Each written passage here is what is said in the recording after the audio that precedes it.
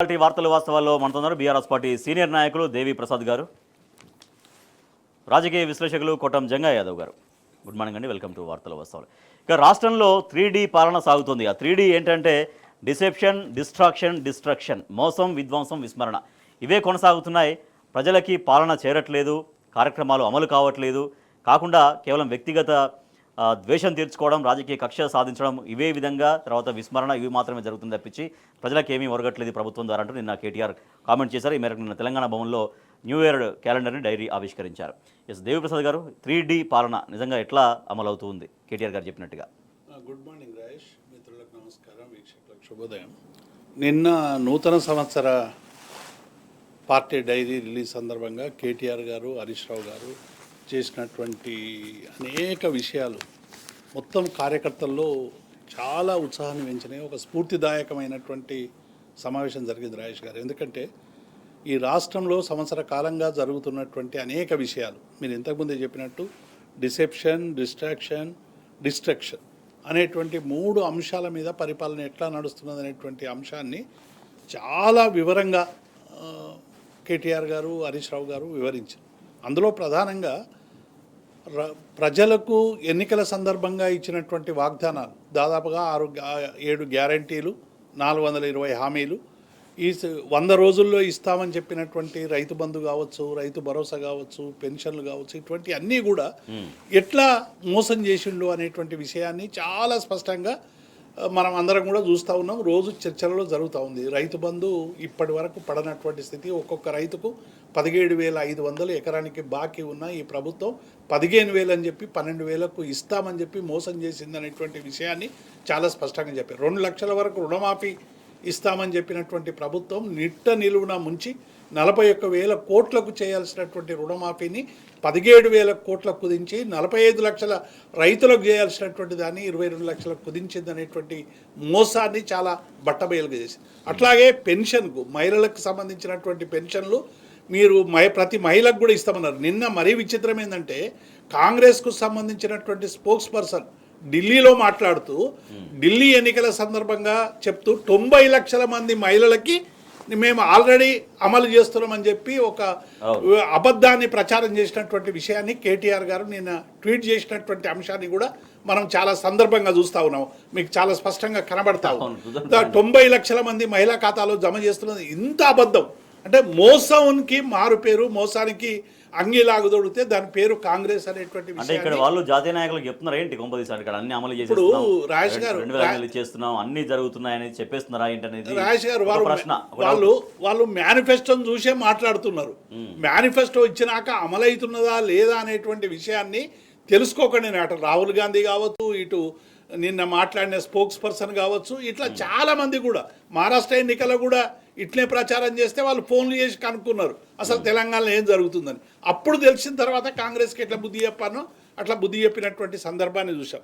రెండవది డిస్ట్రాక్షన్కు సంబంధించి కూడా ఇవాళ డిస్ట్రాక్షన్ అనేటువంటిది మొత్తంగా కూడా ఇవాళ మనం హైడ్రా రూపంలో కావచ్చు, మోసీ రూపంలో కావచ్చు, టోటల్ ఈ రాష్ట్రంలో విధ్వంసాలు తప్ప వికాసానికి సంబంధించినటువంటి ఒక్క బాట కూడా పడతలేదనేటువంటి అంశాన్ని ఇవాళ ఏ ప్రెస్ మీట్ చూసినా 150 ఇండ్లు కూల్చినాం, 190 ఇండ్లు కూల్చినాం అని చెప్పడం తప్ప ఒక బిల్డింగ్ కట్టినాము, ఒక నిర్మాణం చేసినాము, ఒక రోడ్డు కట్టినాము, ఒక భవనం కట్టినాము అనేటువంటి విషయం లేదు. ఇవన్నీ కూడా చాలా స్పష్టంగా ఇవాళ మోసం, విధ్వంసం, విస్మరణ, అట్లాగే మర్చిపోవడం, విస్మరణ చేయడం, అసలు అన్ని వర్గాలని పక్కకు పెట్టడం, ఉద్యోగులకు సంబంధించినటువంటి విషయంలో కావచ్చు, రైతులకు సంబంధించినటువంటి విషయంలో కావచ్చు, మహిళలకు సంబంధించినటువంటి విషయంలో కావచ్చు, ఇట్లా మనం చెప్పుకుంటూ పోతే ఈ సంవత్సర కాలం అంతా కూడా డిసెప్షన్, డిస్ట్రక్షన్ అనేటువంటి దాని మీద జరుగుతున్నది అనేటువంటి విషయాన్ని, దీనికి వ్యతిరేకంగా ప్రతి తెలంగాణ బిడ్డ ఇవాళ పోరాడాల్సినటువంటి అవసరం ఉంది అనేటువంటి విషయాన్ని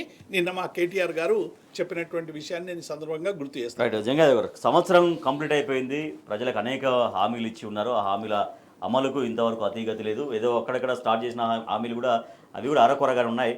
సో అంటే కేటీఆర్ గారు చెప్పినా, వాళ్ళు బీఆర్ఎస్ నాయకులు చెప్పినా కూడా 3D పాలన సాగుతున్నది. సో ఇకనైనా ఇదే 3D పాలన కొనసాగుతుందా? ప్రజల సమస్యలపైన, ప్రజలకు ఇచ్చిన హామీలపైన దృష్టి పెట్టాల్సినటువంటి అవసరం ఉందా? ప్రభుత్వం ఆ రకంగా ఆలోచిస్తుంది అనుకోవచ్చా? ఖచ్చితంగా అండి. ఎందుకంటే గతంలో మనం చూసుకున్నట్లయితే కాంగ్రెస్ పార్టీ అధికారంలో రావడానికి ఎంతవరకైనా దారి తీస్తుందని చెప్పడానికి వారు 420 హామీలు అలవిగాని హామీలు ప్రజలకు చెప్పడము, వాటిని నమ్మి తెలంగాణ ప్రజలు కాంగ్రెస్ పార్టీకి అధికారం కట్టబెట్టిన సందర్భంలో వాటిని నెరవేర్చలేము, మేమేదో లంకె బిందెలు ఉన్నాయనుకొని వస్తే కుండలు ఉన్నాయి ఇక్కడ, మేము ఇంకా ఏమి ఉట్టి కుండలతో మేము ఏమి చేయలేము అన్నట్టు ప్రభుత్వం ప్రవర్తిస్తుంది ఇక్కడ. దానికి ఏదైతే హామీలను రైతులు కానీ నిరుద్యోగులు కానీ మీరు ఇచ్చినటువంటి మేనిఫెస్టోలో ఇచ్చినటువంటి హామీలు కానీ ఎందుకు ఇంప్లిమెంట్ చేయలేదని అడిగితే వారి మీద కేసులు పెట్టడం, అక్రమ కేసులు.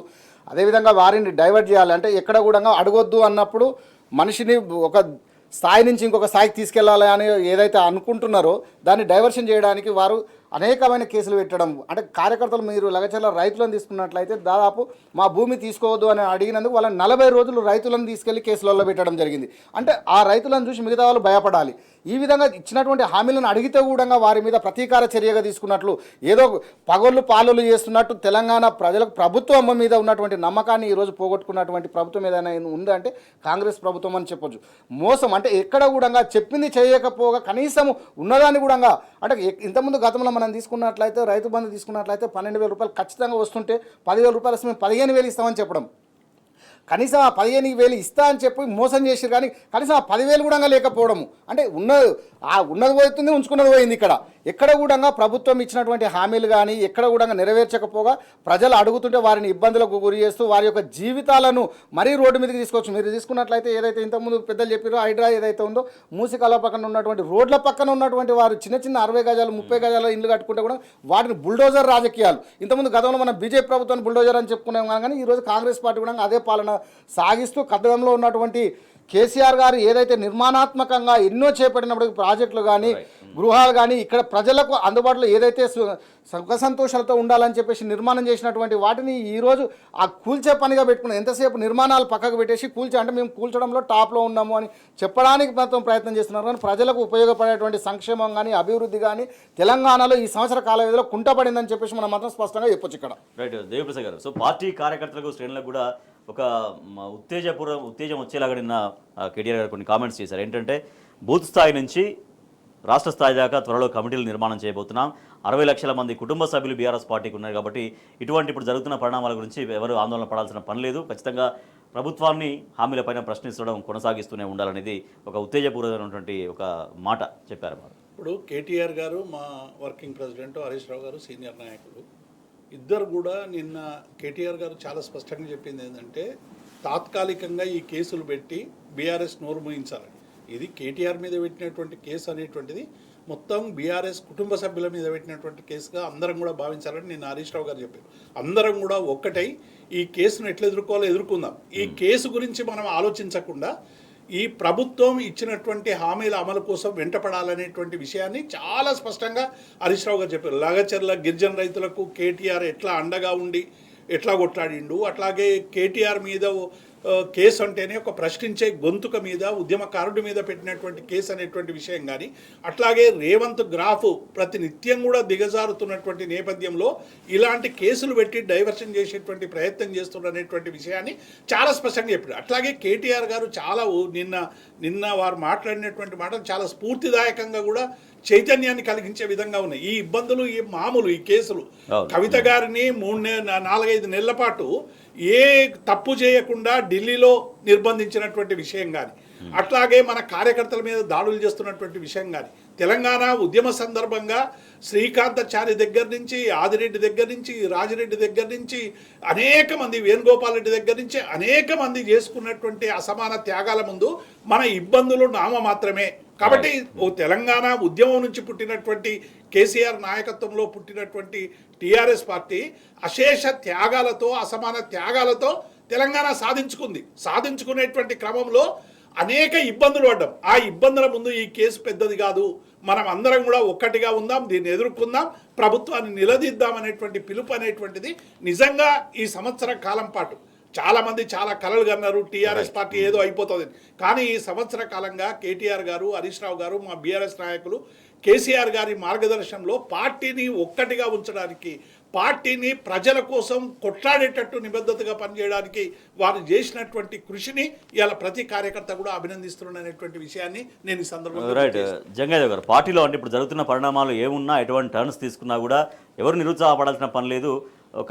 మళ్ళీ ఒక రాష్ట్ర స్థాయి దాకా చాలా అద్భుతంగా పార్టీని నిర్మించుకుందాం అన్నటువంటి మాట పార్టీ శ్రేణుల్లో ఎంతవరకు ఒక ధైర్యాన్ని, ఒక ఉత్సాహాన్ని, ఒక మళ్ళీ పునరంకిత భావాన్ని తీసుకొస్తుంది? ఇక్కడ ఒక విషయం స్పష్టంగా అండి, కేసీఆర్ గారు ఏర్పాటు చేసిందే తెలంగాణ రాష్ట్రం అని చెప్పేసి ఏదైతే పార్టీ తెలంగాణ ప్రజల యొక్క ఆకాంక్షల మేరకు వారి యొక్క ఆత్మగౌరవం కోసం ఏర్పాటు చేసినటువంటి పార్టీ తెలంగాణ రాష్ట్ర పార్టీ. అలాంటి దానిని ఈరోజు తెలంగాణ కోసం స్థాపించినటువంటి ఒక ప్రాంతీయ పార్టీగా స్టార్ట్ అయ్యి ఒక్కటి అడిగేస్తే కొన్ని లక్షల మంది జనాలను సమకూర్చి తెలంగాణ సాధించినటువంటి చరిత్ర సృష్టించినటువంటి ముఖ్యమంత్రిగా మనం కేసీఆర్ గారిని చెప్పుకోవచ్చు. ఎందుకంటే గతంలో ఎంతోమంది తెలంగాణ కోసం పోరాడినా కానీ ఓడిపోయినటువంటి సందర్భం, కానీ తెలంగాణ కోసము, తెలంగాణ ప్రజల ఆకాంక్షల కోసము, వారి యొక్క భవిష్యత్తు కోసం తెలంగాణ రాష్ట్రాన్ని ఏర్పాటు చేసి 10 సంవత్సరాలు అదే తపనతోని పనిచేసినటువంటి ముఖ్యమంత్రి కేసీఆర్ గారు. అలాంటి వారు ఒక 5 సంవత్సరాలు ఎవరో మోసపు మాటలు నమ్మి జనాలు కొంత తడబడి అధికారం వేరే వాళ్ళకి అప్పయిపోయినంత మాత్రాన మనము కుంగిపోవాల్సిన అవసరం లేదు. తెలంగాణ ప్రజలకు ఖచ్చితంగా భవిష్యత్తు ఉంది, దానికి మనం అండగా ఉందాము అనేసి నిర్ణయం తీసుకున్నటువంటి సందర్భంలో వారి అడుగుజడల్లో కేసీఆర్ గారి అడుగుజడలు నడుస్తున్నటువంటి హరీష్ రావు గారు కానీ, కేటీఆర్ గారు కానీ, ప్రతి ఒక్క కార్యకర్త కూడా మీరు అధైర్యం చెందొద్దు, భవిష్యత్తు మనదే అని ఒక సందేశవంతమైనటువంటి మెసేజ్ ఇవ్వడం నిజంగా కూడా అభినందనం అని చెప్పొచ్చు. ఇక్కడ నిన్న బీఆర్ఎస్ వర్కింగ్ ప్రెసిడెంట్ కేటీఆర్ చేసిన కామెంట్స్ 3D పాలన సాగుతోంది, మోసం, తర్వాత విస్మరణ, తర్వాత అబద్ధం, డైవర్షన్ చేయడం, ఇటువంటి పాలన సాగుతుంది. దాని కొనసాగింపుగానే లోక్సత్తా నేత జయప్రకాష్ నారాయణ కీలక వ్యాఖ్యలు కూడా దాని కొనసాగింపుగానే మనకు కనిపిస్తున్నాయి. కక్షపూరిత రాజకీయాలతో ప్రజలకు మేలు జరగదంటే ఆయన అభిప్రాయపడ్డారు. దాంతోపాటుగా తెలంగాణలో, పచ్చని తెలంగాణలో ఆర్థిక సంక్షోభం తీసుకురావడం ముమ్మాటికి ప్రభుత్వ వైఫల్యం అంటూ ఆయన చెప్తున్నటువంటి మాట. రైట్, దేవిప్రసాద్ గారు, నిజంగా పచ్చని తెలంగాణలో ఆర్థిక సంక్షోభం ఎట్లా అనేది అటువంటి వాళ్ళు కూడా ఒక ఆశ్చర్యం, విస్మయం వ్యక్తం చేస్తున్న పరిస్థితి. కక్షాపూరిత రాజకీయాలతో ప్రజలకు మేలు జరగదని, ఏదో ఒక తొందరపాటుగా నిర్ణయం, హడావిడిగా తీసుకున్న నిర్ణయమే, దాన్నే అవినీతి అని కేసులు పెట్టి ఈ రకంగా వేధించడం ఏంటి అనేది ఇప్పుడు జరుగుతున్న పరిణామాలపైన కూడా ఆయన రియాక్ట్ అయ్యారు. ఇప్పుడు రాజేష్ గారు, కేసీఆర్ గారు ఎన్నికల మీటింగ్లలో చాలా స్పష్టంగా చెప్పిండు, అతమరిచితే మీరు మోసపడతారు, మోసపోతారని చాలా మీటింగ్లలో వాళ్ళు ప్రజలకి అనేక సందర్భాల్లో చెప్పారు. మీరు ఏదైనా కొంత ఎమరుపాటుతో ఓటేసినా లేకుంటే ఇంకొకటి వేసినా మొత్తం మన జీవితం అంతా విధ్వంసం అవుతుందని కేసీఆర్ గారు ఏం చెప్పినరో, ఇవాళ కేసీఆర్కు వ్యతిరేకంగా అసెంబ్లీ ఎన్నికల ముందు పనిచేసిన మేధావులందరిలో కూడా ఇటువంటి పశ్చాత్తాపం కనబడతాం. చాలామంది కూడా కేసీఆర్ రాజకీయాలను, కేసీఆర్ విధానాలని విమర్శించినటువంటి వాళ్ళకి ఇలా కాంగ్రెస్ పార్టీ వచ్చిన తర్వాత ఈ ఆర్థిక పరమైన, నిన్న జయప్రకాష్ నారాయణ మాట్లాడింది, హైదరాబాద్ లాంటి ఆర్థిక పరిపిస్తున్నటువంటి నగరం ఇది, గ్లోబల్ నగరం, ఇటువంటి చోటనే ఆర్థిక సంక్షోభం ఏందని ఆయన ప్రశ్నించడం అనేటువంటిది చాలా స్పష్టంగా కనబడుతుంది. చాలా హడావిడి ఏదైనా ఒక సందర్భంలో నిర్ణయం తీసుకుంటే అదేం నేరపూరితమైనటువంటిది కాదు అనేటువంటి అంశాన్ని కూడా వారు చాలా స్పష్టంగా చెప్పినటువంటి అంశాన్ని చెప్తాం. ఈ రేస్కు సంబంధించి కూడా వాళ్ళు ఇటీవల వస్తున్నటువంటి అనేక విషయాల మీద వారు స్పష్టమైనటువంటి, ఎందుకంటే వారు బ్యూరోక్రాట్గా పనిచేసినారు, సీఎం కార్యాలయంలో పనిచేసినారు, ప్రజలతో కనెక్టివిటీ ఉన్నటువంటి వ్యక్తి జయప్రకాష్ గారు. ఈ తెలంగాణలో జరుగుతున్నటువంటి ఈ విధ్వంసాన్ని, ఈ సంక్షోభాన్ని సరైనటువంటి రీతిలో ఇవాళ అర్థం చేసుకోవాల్సినటువంటి అవసరం ఉందనేటువంటి ఒక అభిప్రాయాన్ని, ఇవాళ అభివృద్ధిని, సంక్షేమాన్ని సమతూకంలో పాటించి పరిపాలన కొనసాగించినటువంటి కేసీఆర్ పరిపాలన తర్వాత ఇవాళ ఈ సంవత్సర కాలంగా జరుగుతున్నటువంటి అనేక విధ్వంసకరమైనటువంటి పరిపాలన, అది ఆర్థిక విషయంలో కావచ్చు, అభివృద్ధి విషయంలో కావచ్చు, సంక్షేమం విషయంలో కావచ్చు, అన్ని రంగాల్లో కూడా ఇవాళ పూర్తిగా కుదేలైపోతున్నది.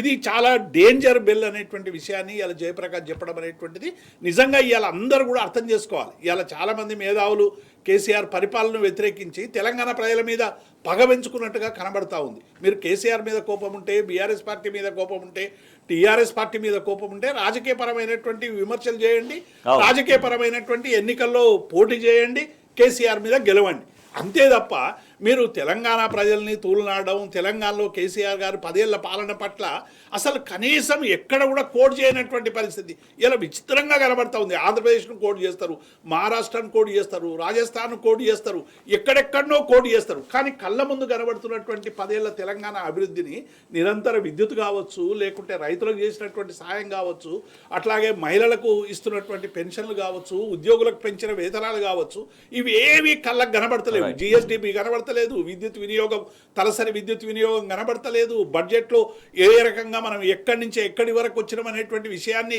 బోధపడటం లేదు, తెలంగాణ ఎక్కడుండే ఇప్పుడు ఎక్కడున్నది అనేటువంటి విషయాన్ని బోధపడతలేదు. అదే ఆయన మాటలు అదే, హైదరాబాద్ లాంటి ఒక ఆర్థిక పరిపుష్టి గొప్పగా ఉన్న నగరం తెలంగాణకు ఉందంటే గొప్ప అదృష్టం. సో దాన్ని సరిగ్గా నిర్వహణ చేయలేకపోవడంతో ఆర్థిక సంక్షోభం ఏంటి అనేది డెఫినెట్గా ఇది పరిపాలనా వైఫల్యం రాజేష్ గారు. పరిపాలనా వైఫల్యం, నిబద్ధత వైఫల్యం, సోయిలేని వైఫల్యం, అసలు పరిపాలన చేతగాక కేవలం ఏఐసిసికి ముడుపులు చెల్లించడం వల్ల వస్తున్నటువంటి ఈ పరిపాలన అనేటువంటి విషయాన్ని చాలా స్పష్టంగా ఇవాళ ప్రజలందరూ కూడా అర్థం చేసుకుంటారు. ఇంత మంచి నగరాన్ని, అంటే మీరు అని చెప్పినట్టు ఇది గ్లోబల్ నగరం, మినీ ఇండియా హైదరాబాద్ అనేటువంటిది, అన్ని కల్చర్స్ కానీ అన్ని ఆర్థిక విషయాలకు కానీ అద్భుతమైనటువంటి రాష్ట్రం, పరిపుష్టి ఉన్నటువంటి నగరం తెలంగాణలో ఉన్నదనేటువంటిది. ఇటువంటి అవకాశాలు ఉన్న దగ్గర ఆర్థిక సంక్షోభం అనేది పారిపోవాలి, కానీ ఇలా ఆర్థిక సంక్షోభాన్ని కొని తెచ్చుకునేటువంటి దరిద్ర పాలన ఎందుకని ప్రశ్నించడం అనేటువంటిది నిజంగా ఇది ఆలోచించాల్సినటువంటి సందర్భం. ఓకే, జంగా యాదవ్ గారు, సో నిజంగా హైదరాబాద్లో నగరం ఉండడం అనేది సరే వారు చెప్పినా ఎవరు చెప్పినా ఒక గొప్ప అదృష్టం తెలంగాణకి. దాన్ని హైదరాబాద్ను ఒకదాన్ని సమర్థవంతంగా మెయింటైన్ చేస్తే మిగతా రాష్ట్రాన్ని మెయింటైన్ చేయొచ్చు టోటల్గా అనేది ఆర్థికవేత్తలు కూడా చెప్తూ ఉంటారు. అటువంటి హైదరాబాద్ని ఇవాళ ప్రతిష్ట దిగజారే విధంగా, మసకబారే విధంగా ప్రభుత్వ నిర్ణయాలు ఉన్నాయనేది మేధావులు సైతం చెప్తున్నటువంటి మాట, అభిప్రాయం. వాస్తవం అండి. ఇంతకుముందు గతంలో మనము చాలామంది పెద్దలు కూడా చెప్పారు, దేశానికి రెండో రాజధాని ఏదన్నా ఉంది అంటే భవిష్యత్తులో ఖచ్చితంగా మనకు హైదరాబాద్ చేయొచ్చు అనే అవకాశాలు ఉన్నటువంటి సందర్భాలు కూడా మనం చర్చలో చాలాసార్లు చూసాం. అంటే ఒక రెండో రాజధానికి, దేశానికే రాజధాని అయ్యేటువంటి అవకాశం ఉన్నటువంటి హైదరాబాద్ లాంటి ప్రాంతాన్ని ఈరోజు తెలంగాణలో ఉండి తెలంగాణని ఇంత అభివృద్ధి చేసినటువంటి 10 సంవత్సరాలు ప్రపంచ పటంలోనే తెలంగాణ ఇక్కడ ఈ స్థాయిలో ఉన్నతమైన స్థానంలో నిలబెట్టినటువంటి కేసీఆర్ గారి పరిపాలన, అదేవిధంగా తెలంగాణ 10 సంవత్సరాలు పరిపాలించిన తర్వాత ఈరోజు అధికారంలో ఉన్నటువంటి కాంగ్రెస్ పాలన చూసుకున్నట్లయితే, మనం పోల్చినట్లయితే ఎక్కడ తెలంగాణకు మంచి పేరు వస్తే కేసీఆర్ గారికి మంచి పేరు వస్తుందో అనే ఒక కేసీఆర్ గారి మీద వ్యక్తిగత కక్షతోని ఈరోజు రాష్ట్రాన్ని ఉన్నటువంటి పరిస్థితులను తీసి దాన్ని ఎక్కడ అధాపాతాలని దొక్కేయడం, అంటే ఎక్కడ కూడా పేర్లు మారుస్తాను, కేసీఆర్ గారి నామరూపాలు లేకుండా చేస్తాను అని చెప్పేసి కక్షపూరితంగా మాట్లాడినటువంటి రేవంత్ రెడ్డి గారిని మనం చూసాము. ఎక్కడ కూడా కేసీఆర్ గారి నామరూపాలు లేకుండా తెలంగాణలో చేస్తానని చెప్పారు. మరి దాని యొక్క అంశమే ఈరోజు మనం తీసుకున్నట్లయితే ఇలాంటి పరిస్థితులు ఎక్కడ కూడా ఎవరికి అభివృద్ధిని పక్కకు పెట్టుకున్నా కానీ సంక్షేమం కూడా కనీసం ఇస్తున్నటువంటి మీరు హామీలు కానీ మీరు చెప్పినటువంటి మాటలు కానీ చేసినటువంటి మాటలకు చెప్పినటువంటి మాటలకు చేస్తున్నటువంటి పనులకు పొంతన లేకుండా ఎక్కడ కూడా అభివృద్ధి కనీసం అయ్యో ఇంతకుముందు గతంలో మనం తీసుకున్నట్లయితే తెలంగాణ అంటే అరే మంచిగా ఉండే అనే ఒక ఆలోచన ఉండే, ప్రతి ఒక్కరు కూడా తెలంగాణకు రావాలి, మా యొక్క భవిష్యత్తు బాగుంటుంది అనుకునేటువంటి ఇదే పక్క రాష్ట్రాల నుండి కూడా తెలంగాణలో మా యొక్క జిల్లాలను కలపండి అని చెప్పి, మన గ్రామాలను కలపండి అని చెప్పేసి ఆంధ్రప్రదేశ్ ఉన్నటువంటి 7 గ్రామాలు కూడా తెలంగాణలో కలపాలని చెప్పేసి డిసైడ్ చేసినటువంటి సందర్భం. కానీ ఈరోజు తెలంగాణ వద్దురా బాబు మేము దూరం ఉంటాము అనే అటువంటి అంశానికి తీసుకొచ్చినటువంటి రేవంత్ రెడ్డి గారి పాలన, అంటే పరిపాలన ఎక్కడ కూడా సక్రమైన మార్గంలో చేసినట్లయితే ప్రజలు కూడా సుఖశాంతులతో ఉంటారు. కానీ వారి యొక్క సంతోషం లేదు.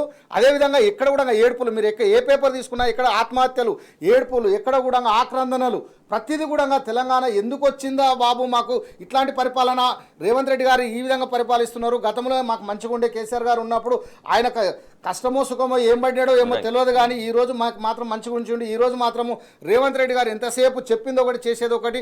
మాకు తెలంగాణ ఉన్నటువంటి సందర్భంలో మేము చూసుకున్నటువంటిది ఆ రోజు ఈరోజు కంపారిజన్ చేసుకుంటే గత 10 సంవత్సరాల క్రితం ఏముంది, 10 సంవత్సరాల తర్వాత ఈరోజు అనుభవిస్తున్నటువంటి ఇబ్బందులు ఏమున్నాయని చెప్పేసి మనం ప్రజలను చూస్తున్నాము. రైతులు కానీ, నిరుద్యోగులు కానీ, యువకులు కానీ, దివ్యాంగులు కానీ ప్రతి ఒక్కరు కూడా కష్టాలలో ఉన్నామని చెప్పేసి పేపర్లలో చూస్తున్నాము, వీడియోలలో చూస్తున్నాము. అయ్యా చాలు ఇంకా నువ్వు చేసింది సంవత్సర కాలంలో 5 ఏళ్ల పరిపాలన చూపించినావు అని చెప్పేసి స్పష్టంగా చెప్తున్నారు, పేపర్లు ఎక్కుతున్నారు. కావున ఈరోజు బ్రాండ్ ఇమేజ్ని పెంచాల్సిన పరిస్థితి పోయేసి ఇలా దిగజార్చేటువంటి స్థాయికి ఈరోజు ప్రభుత్వ నిర్ణయాలు ఉన్నాయని చెప్పేసి మనం స్పష్టంగా చెప్పొచ్చు. రైట్గా పచ్చని తెలంగాణలో ఆర్థిక సంక్షోభం దిశగా వెళ్ళడం అనేది మేధావులు సైతం ఆశ్చర్యానికి గురి చేస్తుంది. దాంతోపాటుగా ఇక్కడ కక్షాపూరిత రాజకీయాలు మాత్రమే సాగుతున్నాయంటూ జేపీ సహా దాదాపుగా మేధావి వర్గం అంతా కూడా అట్లా ఒక కంక్లూజన్కు వచ్చేస్తున్న పరిస్థితి. సరే జేపీ ఏమన్నారు ఒకసారి చూద్దాం. ఒక ప్రభుత్వం విధాన నిర్ణయం తీసుకున్నట్టయితే, పరిపాలన తీసుకున్నట్టయితే దురుద్దేశపూర్వకంగా తీసుకున్నారన్న ఆధారాలు ఉంటే తప్ప, లేకపోతే లంచం తీసుకున్నారు అవినీతికి పరబడిన అవకాశం ఉంటే తప్ప, నిర్ణయం తప్పు అన్న కారణంగా దాన్ని నేరంగా చేయలేం. చాలా మనకు అర్థం కావాలి స్పష్టత. ప్రభుత్వం ముందు చూపు లేకుండానో సరైన సమాచారం లేకుండానో తొందరపడుతూనో కొన్ని నిర్ణయాలు తీసుకోవచ్చు. ఇది మానవ సహజం, ఏ మనిషి అయినా తీసుకోవచ్చు కొన్ని సందర్భాల్లో. దాన్ని నేరంగా చిత్రీకరించకూడదు. దానిలో అవినీతి ఉన్నట్టయితే, ఆ నేరం వల్ల స్వప్రయోజనం పొందేటువంటి ప్రయత్నం ఉన్నట్టయితే, రాజకీయ ప్రయోజనం వేరు, లంచం తీసుకున్నట్టయితే, బుద్ధిపూర్వకంగా దురుద్దేశపూర్వకంగా చేసినట్టయితే అప్పుడు నేరం అవుతుంది. నేరం అవుతుంది అంటే ముఖ్యంగా రాజకీయంలో ఉన్న వాళ్ళకి మీరు బుద్ధిపూర్వకంగా ప్రజా ప్రయోజనాల కోసం కాకుండా సొంత లాభం కోసం లంచం తీసుకుంటూ కరప్షన్ అనేది అర్థం అది కన్సిడరేషన్ ఫర్ ఎ డెసిషన్, అప్పుడు నేరం అవుతుంది. ఏదో రకంగా 4 సార్లు పోలీస్ స్టేషన్కి పిలవటము, లేకపోతే అరెస్ట్ చేయటము, అరెస్ట్లో బెయిల్ లేకుండా అరెస్ట్ అయిన తర్వాత మనకు 4 రోజులు జైల్లో తినేట్టుగా ఏర్పాటు చేయటము, అప్పుడు గొప్పగా వాళ్ళని శిక్షించడానికి గౌరవపడడం చాలా కేసులు జరుగుతుంటాయి ఈ దేశంలో. కానీ స్థూలంగా అర్థం చేసుకోవాలి. రైట్, ఇవాళ ఏసీబీ విచారణను కేటీఆర్ ఎదుర్కోబోతున్న నేపథ్యంలో బీఆర్ఎస్ నాయకుల్ని అరెస్టులు చేస్తున్నారు, హౌస్ అరెస్టులు చేస్తున్నారు. మాజీ మంత్రి హరీష్ రావుని హౌస్ అరెస్ట్ చేశారు. ఆయన దగ్గర నివాసం దగ్గర పోలీసులు వెళ్ళి, ఇక్కడ మన ఫోటోగ్రాఫ్ మనం చూస్తున్నాం, వీడియో మనం చూస్తున్నాం.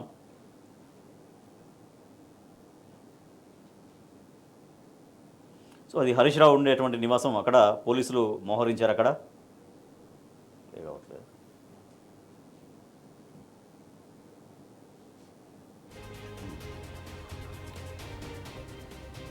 అక్రమ అరెస్టుల పర్వం కొనసాగుతూనే ఉంది. మాజీ మంత్రి హరీష్ రావును హౌస్ అరెస్ట్ చేశారు. అక్కడ హరీష్ రావు నివాసం ఉండే దగ్గర మనం చూడొచ్చు, అక్కడ పోలీసు వెహికల్స్ మనం చూస్తున్నాం. సో ఆయన్ని హౌస్ అరెస్ట్ చేశారు. ఇవాళ KTR, BRS working president KTR మీద వస్తున్నటువంటి ఆరోపణల నేపథ్యంలో ఆయన వాళ్ళ న్యాయవాది సమక్షంలో ఏసీబీ విచారణకు హాజరవుతున్నారు. ఉదయం 10 గంటల సమయంలో ఆయన ఏసీబీ ప్రధాన కార్యాలయానికి వెళ్ళబోతున్నారు. అయితే కేటీఆర్ని విచారణ చేస్తున్నటువంటి ఈ నేపథ్యంలో బీఆర్ఎస్ నాయకులు అరెస్టులు కొనసాగుతున్నాయి, హౌస్ అరెస్టులు కొనసాగుతున్నాయి. ఇంకా సో రాష్ట్ర వ్యాప్తంగా, జిల్లా వ్యాప్తంగా కూడా ఇదే పరిస్థితి ఉండే అవకాశం ఉందనేది చెప్తున్నటువంటి కనిపిస్తున్న పరిస్థితి. ఇవాళ ఏసీబీ విచారణకు బీఆర్ఎస్ వర్కింగ్ ప్రెసిడెంట్ కేటీఆర్ న్యాయవాది సమక్షంతో హాజరు కావచ్చని హైకోర్టు చెప్పిన నేపథ్యంలో ఇవాళ కాసేపటి తర్వాత ఉదయం 10 గంటల సమయంలో ఆయన ఏసీబీ విచారణకు రాబోతున్నారు న్యాయవాదితో కలిసి. అయితే కేటీఆర్ విచారణను ఎదుర్కొన్న ఈ నేపథ్యంలో అరెస్టులు, హౌస్ అరెస్టులు కొనసాగుతున్నాయి. బీఆర్ఎస్ పార్టీ సీనియర్ నాయకులు మాజీ మంత్రి హరీష్ రావుని హౌస్ అరెస్ట్ చేశారు. అక్కడ హరీష్ రావు నివాసం దగ్గరికి పోలీసులు చేరుకొని మనం చూస్తున్నాం, విజువల్స్ చూస్తున్నాం, ఆయన్ని హౌస్ అరెస్ట్ చేసినటువంటి పరిస్థితి. దీని పట్ల ఈ హౌస్ అరెస్టులు ఎందుకు చేస్తున్నారంటే బీఆర్ఎస్ పార్టీ తీవ్రంగా ఆగ్రహం వ్యక్తం చేస్తుంది. ఎటువంటి ధర్నాలకు పిలుపునివ్వలేదు, నిరసనలకు పిలుపునివ్వలేదు, ఆందోళనలు లేవు, ఏం లేవు. అసలు ఎందుకు ఎటువంటి కార్యక్రమం తీసుకోకపోయినా కూడా ఇంకా స్వచ్ఛందంగా ఏసీబీకి నిజాయితీగా సహకరించడం కోసం మేము ముందుకు వస్తుంటే ఈ అక్రమ అరెస్టులు, గృహ నిర్బంధాలు దేనికి అంటూ బీఆర్ఎస్ పార్టీ ఆగ్రహం వ్యక్తం చేస్తోంది, ప్రశ్నిస్తోంది. రైట్, దేవిప్రసాద్ గారు, సో ఇదే వైఖరి ఎందుకు కొనసాగిస్తుంది ప్రభుత్వం? ఈ హౌస్ అరెస్టులు కావచ్చు, అక్రమ అరెస్టులు కావచ్చు, ప్రజాపాలనకి ఇదే డెఫినేషనా అనేటువంటి ప్రశ్న. ఇప్పుడు రాజేష్ గారు, సంవత్సర కాలంగా మీరు మనమందరం కూడా చూస్తున్నాం, మనమందరం సజీవ సాక్ష్యం. 7వ గ్యారంటీ అని చెప్పి రేవంత్ రెడ్డి గారు చెప్పి, మేము ప్రజాస్వామ్య పాలన అప్పుడు లేదు, మేము ఏదో పునరుద్ధరిస్తామని రకరకాల మాటలు చెప్పి ఈ సంవత్సర కాలంగా కూడా నిర్బంధాలు, అక్రమ అరెస్టులు, మాట్లాడితే కేసులు మీరు చూస్తూనే ఉన్నారు. సోషల్ మీడియాలో చిన్న పోస్ట్ పెట్టినా కూడా అనేక మందిని అరెస్ట్ చేసినటువంటి విషయాన్ని చూసాం. అట్లాగే అనేక గృహ నిర్బంధాలు, చిన్న కార్యక్రమం ఇస్తే గృహ నిర్బంధం, లేకుంటే ఏ కార్యకర్త దగ్గరికైనా పోయి మాట్లాడిస్తాం, పోలీస్ స్టేషన్కి పోతామంటే కేసు. మేము కౌశిక్ రెడ్డి గారి దగ్గరికి పోతే హరీష్ రావు గారు మేము మమ్మల్ని తీసుకొచ్చి అందరినీ ప్రివెంటివ్ డిటెన్షన్ అని బంజారా హిల్స్లో 13-14 గంటల పాటు పెట్టిండ్రు. అంటే ఏం జరుగుతున్నది అసలు? అంటే ఒక ఎమ్మెల్యేను పలకరించడానికి ఒక సీనియర్ నాయకుడు పోవడానికి వీలు లేదా? మేమేమన్నా అక్కడ వైలేషన్ చేసినామా, ఏం చేసినామా? ఇది ఒక్కటే ఘటన కాదు, ఇట్లా అనేక ఘటనలు ఇవాళ మొత్తం తెలంగాణ వ్యాప్తంగా జరుగుతూ ఉన్నాయి. ఏ ఒక్క కార్యకర్తను కూడా బయటికి వదలకుండా ఏదైనా ఏం చేస్తారు? ఇంత భయం ఎందుకు? బీఆర్ఎస్ అంటే బీఆర్ఎస్ లేనే లేదు, ఓట్లే లేవు, భూస్థాపితం అయిపోయింది, కేసీఆరే లేడు, కేటీఆరే లేడు, ఎవరు లేరని చెప్తా ఉన్నారు కదా. ఎందుకు ఇంత ప్రకంపనలు ఉడుతున్నాయి? అంటే 60 లక్షల మంది సైన్యం ఇవాళ మీరు చేసినటువంటి డొల్లతనాన్ని, ప్రజలకు చేసినటువంటి అన్యాయాన్ని ఇవాళ ఊరూరా, వాడవాడ చెప్తున్నారు కాబట్టి ప్రజల కోపాగ్నికి ఇవాళ మీరు బలయ్యేటువంటి సందర్భం వస్తూ ఉంది. అందుకే ఇటువంటి నిర్బంధాలు. ఇలా హరీష్ రావు గారు కేటీఆర్ గారిని వచ్చి కలుస్తారు, చర్చిస్తారు, మాట్లాడతారు. మేమేమైనా పిలిపించినామా? ఏమైనా ధర్నాకు పోతున్నామా? ఏమైనా ముట్టడికి పోతున్నామా? ఎందుకు హరీష్ రావు గారిని వీళ్ళు అరెస్ట్, గృహ నిర్బంధం చేయాలి? రైట్, జంగాయ్ గారు, మొన్న కూడా ఏసీబీ ఫస్ట్ రోజు విచారణకు కూడా ఆయన నిజాయితీగా వెళ్ళారు. చట్టాన్ని గౌరవిస్తున్నాను, రాజ్యాంగాన్ని గౌరవిస్తున్నాను కాబట్టి ఒక పౌరుడిగా, ఒక రాజ్యాంగం పట్ల నమ్మకం ఉన్నటువంటి వ్యక్తిగా, రాజకీయ నాయకుడు అక్కడికి హాజరయ్యని చెప్పారు. సరే, ఆ రోజు లాయర్ అనుమతించకపోవడం మనం చూసాం. మళ్ళీ హైకోర్టును ఆశ్రయించారు. నిన్న సరే ఫైనల్ కోర్టు పర్మిషన్ ఇచ్చింది. సో ఈ గృహ నిర్బంధాలు దేనికోసం, ఎందుకోసం? ఆయన స్వయంగా ఆయన నిజాయితీగా ఏసీబీ విచారణకు వెళ్తుంటే మళ్ళీ ఇవెందుకు, ఈ రకమైన కవ్వింపు చర్యలు ఎందుకు అనేది అర్థం కానటువంటి పరిస్థితి. ఇక్కడ ఒకటే విషయం అండి, భయభ్రాంతులకు గురి చేసినట్లయితే భయపడి మిగతా వాళ్ళందరూ కూడా సిట్ రైట్ అంటే ఒక కేటీఆర్ గారిని ఏ విధంగా అయినా జైలుకు పంపించాలి అని ఒక ఆలోచనే తప్ప దాంట్లో నిజం ఎంత, నిజమైంది, నిజ నిర్ధారణ అయ్యిందా కాలేదా అని ఒక ఆలోచన లేకుండా, ఇంతకుముందు మీరు చూపించినట్టు జయప్రకాష్ నారాయణ గారు చెప్పినట్టు తీసుకున్నటువంటి నిర్ణయాలు ఈ స్వార్థం కోసమా, ప్రజల కోసమా, రాష్ట్ర ప్రయోజనాల కోసమా అవి ఎవరి కోసం తీసుకున్నారు, ఎందుకోసం తీసుకున్నారు, తీసుకున్నంత మాత్రాన దాని యొక్క పరిణామం ఏంది అని చెప్పి అబ్జర్వ్ చేయకుండానే కేసులు పెట్టేసి ఏదో 4 సార్లు కోర్టు చుట్టూ తిప్పినట్లయితే నిజం అయిపోయింది అంటే పదే పదే వేపాకు తినగా తీయనుండు అన్నట్టు కేటీఆర్ గారిని పదే జైలుకు ఏది మామూలుగా పోలీస్ స్టేషన్కి వెళ్ళడమో ఏసీబీ ఆఫీస్కి వెళ్ళడం వలన నిజం అయిపోయింది, ఇంకా తనకు తప్పు చేసిండు అని చెప్పేసి ఏదో బురద జల్లేసి ఇంకా మీరే కడుక్కోండి అన్న విధంగా ఈరోజు వీళ్ళ యొక్క చర్యలు జరుగుతున్నాయి.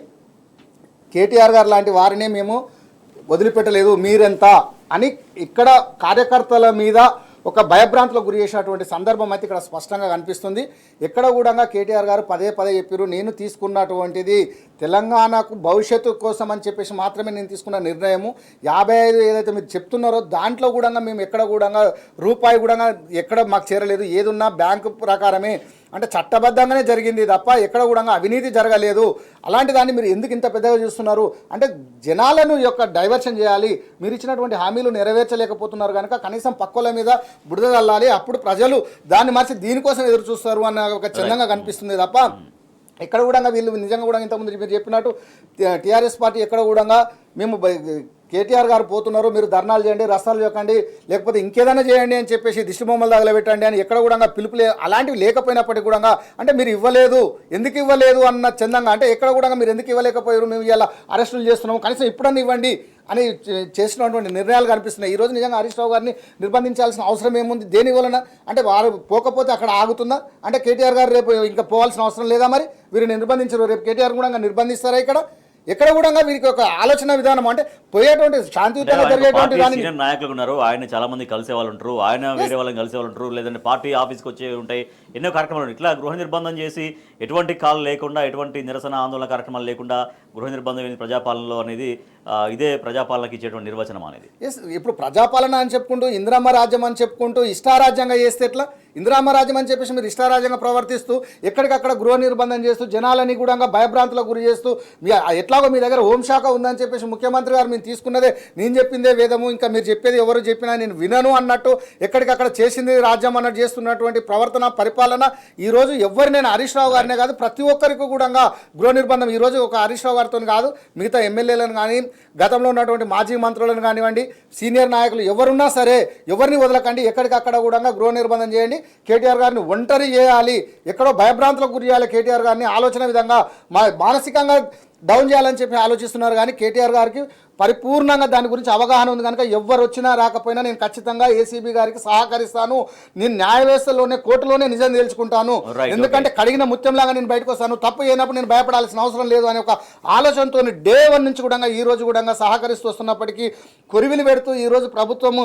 ఏదో అడ్డంకులు వేస్తూ మీరు లాయర్ గారిని తీసుకెళ్లొద్దు లేకపోతే ఇదే చెప్పాలి అని చెప్పేసి వాళ్ళు చెప్పిందే వినాలి అని ఒక ఆలోచన చేస్తున్నారు. కానీ క్లియర్గా కేటీఆర్ గారు స్పష్టంగా ఉన్నారు, ఎవరు చేసినా ఏం చేసినా నిజంగా కూడా కడిగిన ముత్యంలాగా ఇలాంటి కేసులు ఎన్నైనా పెట్టుకోండి అని స్పష్టంగా చెప్తున్నారు. ఓకే దేవిప్రసాద్ గారు, సో నిన్న మొన్న రైతుల ఆందోళనకు సంబంధించి లేదంటే ప్రభుత్వాన్ని నిలదీయాలనేది అటువంటి పిలుపులే ఇచ్చారు, కానీ కేటీఆర్ మీద ఏసీబీ విచారణకు హాజరవుతున్నప్పుడు మీరు ధర్నాలు చేయండి ఆందోళన చేయండి పార్టీ నుంచి ఎక్కడ పిలుపు లేదు.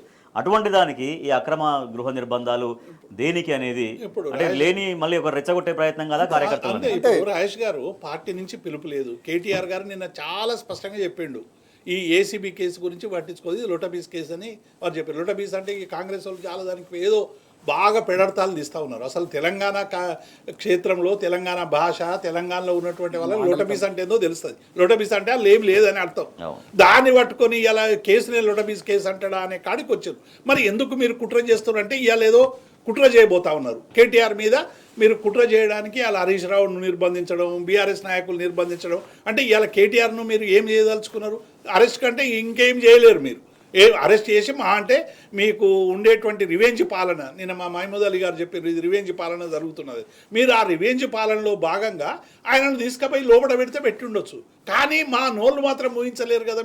మీరు రైతులకు సంబంధించినటువంటి 12,000ను 15,000 చేసిన మోసాన్ని కానీ, మహిళలకు చేసిన మోసాన్ని కానీ, ఉద్యోగులకు చేసిన మోసాన్ని కానీ, నిరుద్యోగ యువకులకు చేసినటువంటి మోసాన్ని కానీ, దివ్యాంగులకు చేసినటువంటి మోసాలను కానీ ఇవన్నీ కూడా మేము ప్రజల్లో చెప్తాం.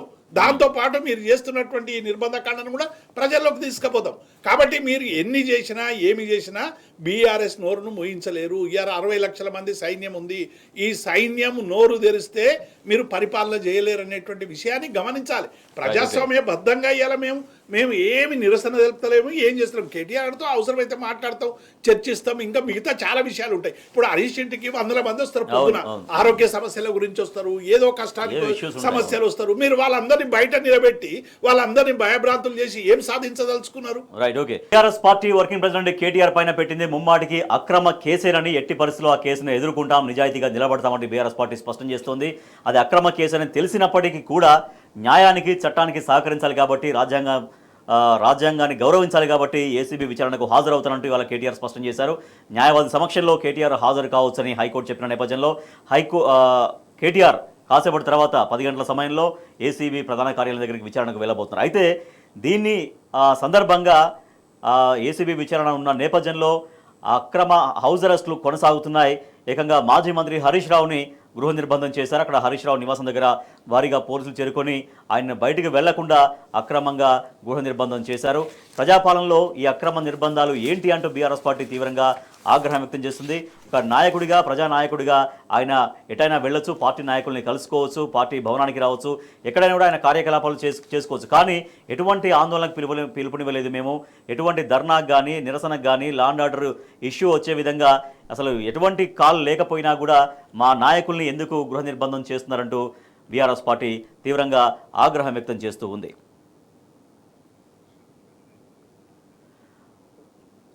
Right, BRS party working president KTR formula E race వ్యవహారంలో అవినీతి జరిగిందంటూ ఆరోపణలు చేశారు. తర్వాత దాంట్లో ఎటువంటి పస లేదు అని తేలడంతో తర్వాత ఎలక్టోరల్ బాండ్స్ అనేది తెరపైకి తీసుకొచ్చి అక్కడ ఇబ్బంది పెట్టే ప్రయత్నం చేస్తున్నారని, తర్వాత దాంట్లో కూడా ఎలక్టోరల్ బాండ్స్ అనేవి అందరికీ సర్వసాధారణంగా వచ్చేవి కాబట్టి అక్కడ కూడా ఎటువంటి పస లేకపోవడంతో ఇక సంబంధం లేనటువంటి వాటిల్లో ఇరికించే విధంగా హైదరాబాద్లో ఒక ప్రైవేటు ల్యాండ్ విషయంలో ఆయనకు అంటగట్టే విధంగా రకరకాల కుట్రలు చేస్తున్నట్టు బీఆర్ఎస్ పార్టీ ఆగ్రహం వ్యక్తం చేస్తుంది. రైట్, దేవప్రసాద్ గారు, ఒక క్విడ్ ప్రోకో సాగుతుంది అనేటువంటి పదే అదే ఆరోపణలు కొనసాగిస్తున్నారు. దేనికోసం, ఎందుకోసం అంటే ముందేమో అవినీతి అన్నారు, ఇది ఫార్ములా ఈరేస్, తర్వాత ఇందాక చెప్పినట్టుగా తర్వాత ఎలక్టోరల్ బాండ్స్ అన్నారు, తర్వాతనేమో ఏకంగా హైదరాబాద్ ల్యాండ్కు సంబంధించి దీంట్లో మనీ లాండరింగ్ జరిగిందనేది రకరకాలుగా ఆరోపణలు చేస్తారు. ఇప్పుడు రాజేష్ గారు 1 సంవత్సర కాలంగా బైనాక్యులర్స్ పెట్టి అటు కేంద్ర ప్రభుత్వ సాయంతో రాష్ట్ర ప్రభుత్వం ఇద్దరు కలిసి, బీజేపీ కాంగ్రెస్ కలిపి బీఆర్ఎస్ను ఏదో రకంగా రాజకీయపరమైనటువంటి ఇబ్బందులు పెట్టాలి, మానసిక ఇబ్బందులు పెట్టాలి, ముఖ్యంగా కేసీఆర్ గారి మనోధైర్యాన్ని దెబ్బతీయాలని రకరకాల కుట్రలు చేసి వెతుకుతా ఉన్నారు. కానీ ఎక్కడ కూడా ఏం దొరకనటువంటి స్థితి. ఏదో ఒక కేసు పెట్టి వీళ్ళని లోపలికేయాలనేటువంటి ఒక రివెంజ్ పద్ధతిలో ఇవాళ పరిపాలన కొనసాగుతున్నది తప్ప ఎక్కడ కూడా ఏం లేదు. నిజంగానే ఈ ఫార్ములా ఈ రేస్కు సంబంధించి ₹1 అవినీతి లేదు అని కేటీఆర్ గారు చాలా స్పష్టంగా పదే అనేక సందర్భాల్లో చెప్పారు. ఏ శిక్షకైనా నేను సిద్ధం, ఇందులో ₹1 మనీకి సంబంధించి ఆయన అకౌంట్ పోవడం కానీ, ఆయనకు సంబంధించిన వాళ్ళకి అకౌంట్ పోవడం కానీ, ఇచ్చిన వాళ్ళు హెచ్ఎండిఏ వాళ్ళు ఒప్పుకుంటున్నారు. అక్కడి నుంచి మాకు ముట్టిందని వాళ్ళు స్పాన్సర్స్ చెప్తా ఉన్నారు. ఈ మధ్య అకనాలు చేస్తా ఉన్నారు. మీరు 3rd ఇన్స్టాల్మెంట్ గట్టుమని ప్రభుత్వానికి లేఖ రాసి వాళ్ళు వచ్చి కలిస్తే ఇదే రేవంత్ రెడ్డి ప్రభుత్వం వాళ్ళు వచ్చి కలిసిన విషయాన్ని కూడా బయటకు చెప్పినటువంటి సందర్భాన్ని చూసాం. ఇవాళ క్విడ్ ప్రోకో అనేటువంటిది బాండ్ల పేరు మీద ఇస్తా ఉన్నారు. అనేక కంపెనీలకు అనేక మంది బాండ్లు ఇవ్వడం అనేటువంటిది మామూలైనటువంటి విషయం. ఇవాళ మెగా కృష్ణారెడ్డి కూడా అనేక బాండ్స్ కొన్నాడు అన్ని పార్టీలకు సంబంధించి.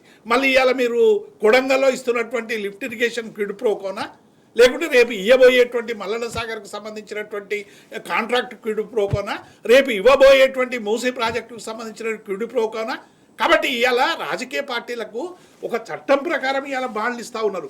కానీ టీఆర్ఎస్ ప్రభుత్వం కానీ, కేసీఆర్ కానీ, కేటీఆర్ కానీ ఎక్కడ కూడా గ్రీన్ కోకు సంబంధించినటువంటి ₹1 కాంట్రాక్ట్ మేము ఇవ్వలేదు. మీరు ఇవాళ సుంక్షాలకు సంబంధించి మెగా కృష్ణారెడ్డిని బ్లాక్ లిస్ట్లో పెట్టమని రికమెండ్ చేస్తే కమిటీ కూడా మీరు ఇప్పటి వరకు చర్యలు తీసుకోలేదు. ఇవాళ సుంక్షాల ప్రమాదంలో ఉందని చెప్తా ఉన్నారు, దీన్ని కప్పిపుచ్చేటువంటి ప్రయత్నం చేస్తూ ఉన్నారు. మీరు మాత్రం ఎవరిని మీద ఏం చర్యలు తీసుకోరు. కానీ బీఆర్ఎస్ పార్టీ అవినీతి అవినీతి అవినీతి అని చెప్పి బృంజల్లేటువంటి ప్రయత్నం చేస్తాము. దీన్ని మేము డెఫినెట్గా ప్రజాక్షేత్రంలో లీగల్గా కూడా దీని మీద మేము ఫైట్ చేస్తూ ఉంటాం. డెఫినెట్గా కేటీఆర్ గారు ఏ తప్పు చేయలేదనేటువంటి విషయాన్ని ఇలా 60 లక్షల కుటుంబ సభ్యులందరం కూడా నమ్ముతున్నాం, విశ్వాసంతో ఉన్నాం. ఇది ప్రజలు కూడా నమ్మకంతో, విశ్వాసంతో ఉన్నారు. జంగయాదవ్ గారు, ఇట్లా ఈ అరెస్టుల వెనుక, ఈ అక్రమ నిర్బంధాల వెనుక కుట్ర ఉంది అనేది ఎర్రవల్లి శ్రీనివాస్ గారు కావచ్చు, తర్వాత ఎవరు మాట్లాడినా కూడా చెప్తున్నటువంటి మాట వాస్తవం అండి. ఎందుకంటే తన అరెస్ట్ అయ్యారు కాబట్టి తన అరెస్ట్ విధానం గురించి అని చెప్తున్నారు. స్వచ్ఛందంగా ఆల్రెడీ కేటీఆర్ గారు నేను వస్తాను, నేను సహకరిస్తానని చెప్పినప్పటికీ కూడా సంబంధిత గత మాజీ మంత్రులను కానీ సీనియర్ నాయకులను కూడా అరెస్ట్ చేయడము, అంటే ఎక్కడ కూడా వాళ్ళు ధర్నాలకు కానీ రాస్తారోకోలకు కానీ గాంధీ భవన్ ముట్టడికి కానీ ఈరోజు కేటీఆర్ గారు పోతున్నారు, మరి గాంధీ భవన్ ముట్టడి చేయండి అని చెప్పేసి అలాంటి పిలుపులు కానీ ఇలాంటివి ఏమీ లేవు. కానీ మరి ఎందుకు మీకు భయం పట్టుకుంది, ఎందుకు మీకు ఆ ఆలోచన వస్తుంది, అసలు ఎందుకు అరెస్ట్ చేయాలి, ముందస్తు గృహ నిర్బంధం ఎందుకు చేయాలి, ఎవరిని ఎందుకు బయట తిరగనియొద్దు, ఎవరి కోసం ఇదంతా, ఎవరి ముసుగులో జరుగుతుంది, ఎవరి ఆదేశాల ప్రకారం ఇది జరుగుతుంది, ఎందుకోసం, దేనికోసము, ఎవరిని ఆపడానికి? అంటే కేటీఆర్ గారిని మీరు నిజంగా తీసుకెళ్ళి నేను రాను, నేను చేయను అన్నప్పుడు కార్యకర్తలు అడ్డుపడతారేమో అని చెప్పేసి ఒక ఆలోచన విధానంతో మీరు లేని ఆలోచన క్రియేట్ చేసినట్టే కదా, రెచ్చగొట్టినట్టే కదా జనాలని. అంటే రెచ్చగొట్టడానికి ఎందుకు, అంటే ఏదో ఒకటి జరిగితే పబ్లిక్ దాని మీద ఒక చర్చ, మళ్ళీ ఒక నెల రోజులు దాన్ని కాలం గడిపించవచ్చు, ఇచ్చేటువంటి సంక్షేమ పథకాలు కానీ అభివృద్ధి పథకాలు కానీ పోస్ట్ పోన్ చేయొచ్చు, రైతు బంధు కానీ ఇచ్చేటువంటి పెన్షన్లు కానీ వీటి అన్నింటిని కూడా కొంతకాలం మళ్ళీ కాల వ్యవధి దొరుకుతుంది. అంటే ఏదో ఒక చర్చించుకోవడానికి ఒక అంశం కావాలి, ఆ అంశం ఏంటంటే ఇది, ఇలాంటి దాన్ని చేసినట్టయితే బాగుంటుందని చెప్పి ఒక ఆలోచన దురుద్దేశంతో కక్షపూరిత రాజకీయంతో ఈ విధంగా చేస్తున్నారే తప్ప ఏనాడు కూడా ప్రజలకు బాగు చేయాలి, ప్రజలకు ఏదో మేము చెప్పినటువంటి హామీలు నెరవేర్చాలి అనే ఒక ఆలోచన విధానం మాత్రం ఎక్కడ కూడా ఇప్పుడున్నటువంటి ప్రభుత్వానికి కనపడట్లేదని మనం చెప్పొచ్చు. రైట్ దేవిప్రసాద్ గారు, అంటే ఇటువంటి చర్యలతో, అక్రమ నిర్బంధాలతో లేదంటే అక్రమ అరెస్టులతో ఉన్నటువంటి శాంతియుత వాతావరణాన్ని డిస్టర్బ్ చేసేదే ఇటువంటి ఘటనలు అనేది అనిపించట్లేదు. అంటే రాజేష్ గారు, అంటే ఈ ప్రభుత్వం ఒక ట్రాప్లో పడేయాలని బీఆర్ఎస్ పార్టీని కుట్రవంతుందని చాలా స్పష్టంగా అర్థం చేస్తుంది. హరీష్ రావును గృహ నిర్బంధం కాగానే కార్యకర్తలందరూ వచ్చి ఏదో చేసి ఏసీబీ ఆఫీస్కేమో ఏదో చేసి కేసులు పెట్టాలి, రకరకాలు చేయాలి, అంటే వీళ్ళేదో హింసాత్మక చర్యలకు పోతున్నారు అనేటువంటి విషయాన్ని ఎస్టాబ్లిష్ చేయడానికి ఇవాళ వాళ్ళే ఇటువంటి కవ్వింపు చర్యలకు పాల్పడుతూ ఉన్నారు. ఇవాళ మొన్న శ్రీనివాసును, ఎర్రోళ్ళ శ్రీను ఇంతకుముందు మాట్లాడినట్టు ఎర్రోళ్ళ శ్రీనివాసును ఉదయమే 4 గంటలకు వచ్చి డోర్ కొట్టి తీశారు. మా దిలీప్ను, సోషల్ మీడియా మా డిజిటల్ డైరెక్టర్ను ఎన్ని సందర్భాల్లో ఎట్లా వేధించారో మొత్తం సమాజం అంతా కూడా చూసింది. అట్లాగే అనేక మందిని కూడా ఇవాళ ఏం చేస్తూ ఉంటే భయకంపితులు చేయాలి. ఇది తెలంగాణ ఉద్యమం నుంచి వచ్చినటువంటి నాయకులం మేమందరం కూడా. ఈ పోలీస్ నిర్బంధాలు, జైళ్ళు, త్యాగాలు తెలంగాణ కొత్త కాదు. వీళ్ళు ఏదో అనుకొని ఏమో చేద్దాం అనుకుంటారు, కానీ ఇది మళ్ళీ రివర్స్ అవుతుంది అనేటువంటి విషయాన్ని ప్రభుత్వం గమనించాలి. ఎక్కడ కూడా మా కేసీఆర్ గారు మొదటి నుంచి చెప్తున్నది అదే, శాంతియుతమైనటువంటి పద్ధతిలో, ప్రజాస్వామ్యయుతమైనటువంటి పద్ధతిలో మన నిరసనను ప్రకటిద్దాం తప్ప ఎక్కడ కూడా చిన్న హింసాత్మక ఘటనకు చోటు ఇవ్వద్దని తెలంగాణ ఉద్యమం సందర్భంగానే చెప్పారు. కాబట్టి టీఆర్ఎస్ విధానం శాంతియుతంగా ప్రజాస్వామ్యం, మీరు రాజ్యాంగం పట్టుకొని రాజ్యాంగ వ్యతిరేక శక్తులుగా మారొచ్చు, కానీ మేము రాజ్యాంగ వ్యతిరేక శక్తులుగా మారం. రాజ్యాంగాన్ని నమ్ముకున్న వాళ్ళం, ధర్మంను నమ్ముకున్న వాళ్ళం, న్యాయాన్ని నమ్ముకున్న వాళ్ళం, ప్రజల పక్షాన ఉండేటువంటి వాళ్ళం అనేటువంటి విషయాన్ని గమనించాలని విజ్ఞప్తి చేస్తాం. రైట్గా లేని అవినీతిని ఆపాదిస్తూ బీఆర్ఎస్ పార్టీని, కేటీఆర్ని, బీఆర్ఎస్ పార్టీ అగ్రనాయకత్వాన్ని బదనాం చేసే ప్రయత్నం సాగుతుంది. అయినా కూడా చట్టానికి సహకరిస్తూ, చట్టాన్ని గౌరవిస్తూ ఏసీబీ విచారణకు కేటీఆర్ హాజరు కాబోతున్నారు ఇవాళ. అయితే at the same time KTR ACB విచారణ ఎదుర్కోబోతున్న నేపథ్యంలో ఎందుకు అక్రమ అరెస్టులు చేస్తున్నారు? మాజీ మంత్రి హరీష్ రావును గృహ నిర్బంధం చేశారు. సో ఇదేనా ప్రజాపాలన అంటే? అరెస్టులు ఉండవు, అక్రమ అరెస్టులు ఉండవు, వేధింపులు ఉండవు అని చెప్పినటువంటి కాంగ్రెస్ ప్రభుత్వం అసలు ఎటువంటి కార్యక్రమానికి పిలుపునివ్వకపోయినా కూడా ఎందుకు గృహ నిర్బంధాలు చేసి వేధించే ప్రయత్నం చేస్తోంది? ఈ గృహ నిర్బంధాలని, అక్రమ అరెస్టులు అన్నింటి కూడా, అక్రమ కేసులు కూడా ఎదుర్కొంటామని బీఆర్ఎస్ పార్టీ స్పష్టం చేస్తూ ఉంది. థ్యాంక్ యూ సో మచ్ దేవి ప్రసాద్ గారు, జంగా యాదవ్ గారు, అండ్ ఫోన్ లైన్లో మాట్లాడిన ఎర్రోల శ్రీనివాస్ గారికి అండ్ గోసుల శ్రీనివాస్ యాదవ్ గారు కూడా థ్యాంక్ యూ సో మచ్. ఇది వాళ్ళ వార్తలు వాస్తవాలు.